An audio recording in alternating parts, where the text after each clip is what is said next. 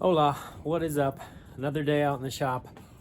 You can see my breath. It's 37 in here. I've had the heater going nonstop. It's super cold out. I don't know if you can hear the wind blowing, but I'm gonna get a little bit done. Every day, do something. When you have a project like this, even if it's just like the tiniest thing, get out, do it, or at least do some research. Gotta chip away at it. Whoa. Today's project is gonna be to make an exhaust system out of a bunch of random leftover stainless parts I have laying around. So I'm using the nice polished stainless tubing, and I like these V-band clamps. So they come with 3 pieces. Tubing slides into there, weld it, and then you can take it apart as many times as you want, and it creates a really nice tight seal.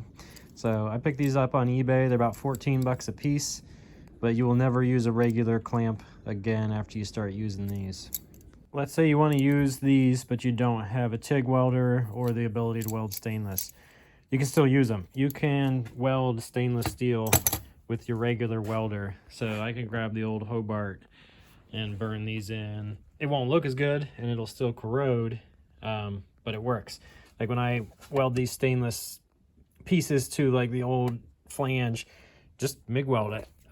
Don't waste your stainless rod because it's going to rust anyway.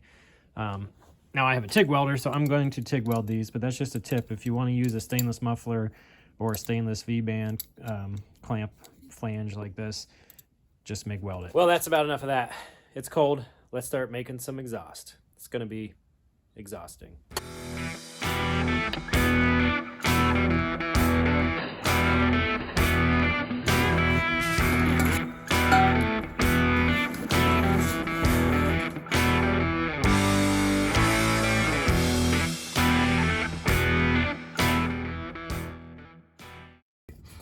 So as I'm mocking stuff up, anywhere there's a slip joint, I just take a Sharpie once you get it where you want and make a line. You don't have to go the whole way around, just that shows your depth, and then the line across that way shows the rotation, because all your angles will change a lot. I'm not going to weld this under here. Slip it together. You can take it apart then, and you could number it too, like 1 and 1, 2, 3, 4, and on down. I have everything tacked in and my hangers in place, and got the exhaust up nice and high and ready to pull it out and do the final welds.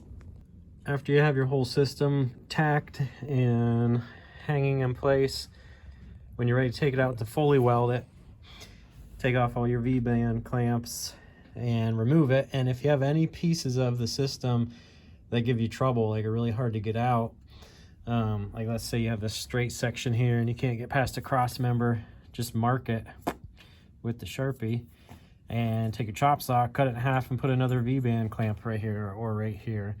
You just have to measure how much you're going to gain. Like if they're 1/2 inch thick, take out a 1/2 inch of pipe.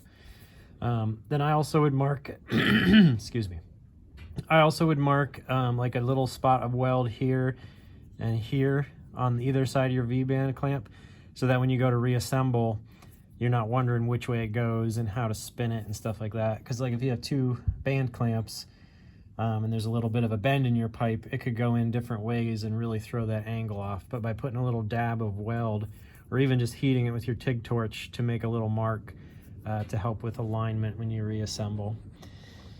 Because while you're being the engineer, make it easy on yourself. So if you have to pull the exhaust out or drop the transmission or cross member, don't make it hard. A lot of cars we work on are a pain in the butt when you go to take them apart. And us mechanics are always complaining about the silly engineers that don't think about the mechanic.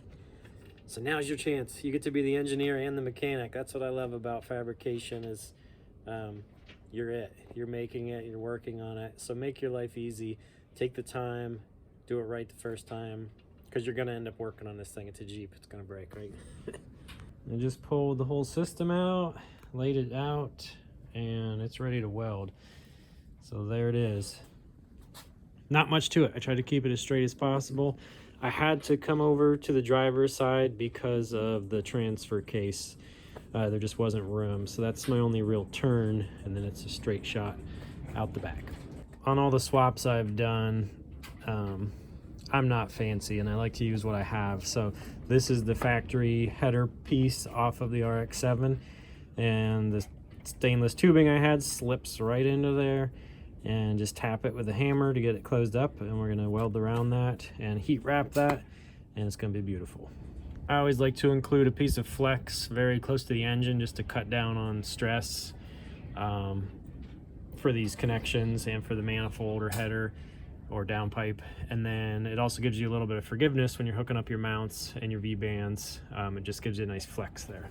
I had a heck of a time getting this piece out because this kept wanting to hit the differential and this end kept hitting the transmission. So just like I said, we're going to add a V-band clamp in here, probably actually on this side. So I'm going to add it right after this bend, and that'll make it, it's more joints and more welding, but it's going to make it so much easier if I have to work on anything in the future. So you can see the flat space in here. That's the distance or the amount of pipe I need to remove. So we're going to measure that, put a mark on there. So we have to take out about 3/4 of an inch to make room for this so that it doesn't change the overall length of our pipe.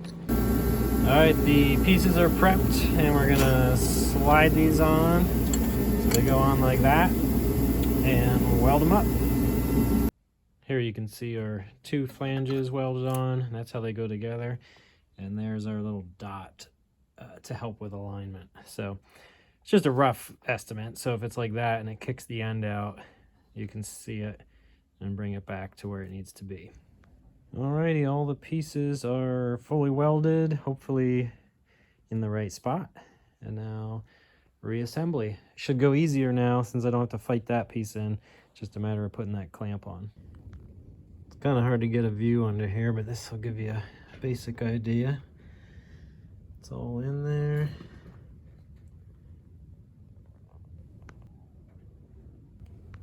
It exits out by the spring in the same spot that it did when it had the 4-cylinder in there. I did my best to keep it up nice and high so that when the skid plates and everything are in there, nothing hangs down. I think it's pretty good. It's kind of hard to see back in here, it's dark, but that's where it comes out.